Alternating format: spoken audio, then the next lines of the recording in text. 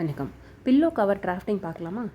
Already ஒரு hand கர்ச்சீஃப்க்கு எப்படி ஒரு ரெக்கார்ட் நோட் எழுதணும், எப்படி ஒரு டயக்ராம் எப்படி ட்ரா பண்ணணும் ரெக்கார்ட் நோட்டில், அதுலேருந்து எப்படி பேப்பர் கட் போடணும், எப்படி மினியேச்சர் பண்ணணுங்கிற டீட்டெயில் வந்து நான் ஆல்ரெடி ஹேண்ட் கர்ச்சீஃபில் வந்து உங்களுக்கு கொடுத்துருப்பேன்.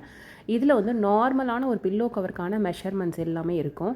ஒரு நார்மல் பில்லோ கவரில் ஒரு ஸ்டாண்டர்டான சைஸு என்னென்ன கிங் குயின் கிட்ஸ் ஸ்கொயர் ஷேப்புக்கு ஸ்டாண்டர்ட் சைஸஸ் கொடுத்துருப்பேன்.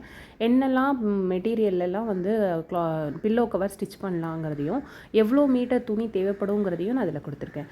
அது இல்லாமல் சின்ன சின்ன டீட்டெயில் எல்லாமே இதில் போட்டிருக்கிறது தெரியணும்னா நீங்கள் ஹேண்ட் கர்ச்சீஃப்கான டிராஃப்டிங் வீடியோவை போய் செக் பண்ணிங்கன்னா உங்களுக்கு மைன்யூட்டான எல்லா டீட்டெயிலும் தெரியும். இதில் நான் ட்ரா பண்ணியிருக்கிறது ஸ்டாண்டர்டான சைஸ் பில்லோ கவருக்கான 20x26 இன்ச்சஸ் தான் நான் வந்து ட்ரா பண்ணியிருக்கேன். 1:4 சென்டிமீட்டர் ஸ்கேலில் இதை நான் ட்ரா பண்ணியிருக்கேன். 20 இன்ச்சஸ் வித்தை இங்கே ட்ரா பண்ணியிருக்கேன். அதோட லென்த்து ஹைட் வந்து டாப் டு பாட்டம் வந்து 26 ப்ளஸ் 1 இன்ச்சஸ் வந்து சீம் அலவுன்ஸ் ரெண்டு சைட்லேயும் நான் ஆட் பண்ணியிருக்கேன். அதை தான் நான் டாட்டட் லைனில் நோட் பண்ணி காமிச்சிருக்கேன். இது பில்லோ கவரோட பேப்பர் கட்டிங் 1:6 ரேஷியோவில் நான் இதை கட் பண்ணியிருக்கேன்.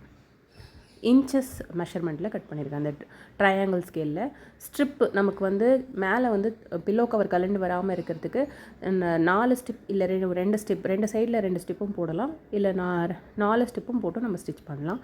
அதோட மெஷர்மெண்ட்டும் நான் உங்களுக்கு சொல்லியிருக்கேன். இதுதான் அந்த மினியேச்சரான ஸ்டிச்சிங். லாங் வீடியோவில் இதை எப்படி ஸ்டிச் பண்ணேங்கிறத அப்லோட் பண்ணுறேன். தேங்க்யூ.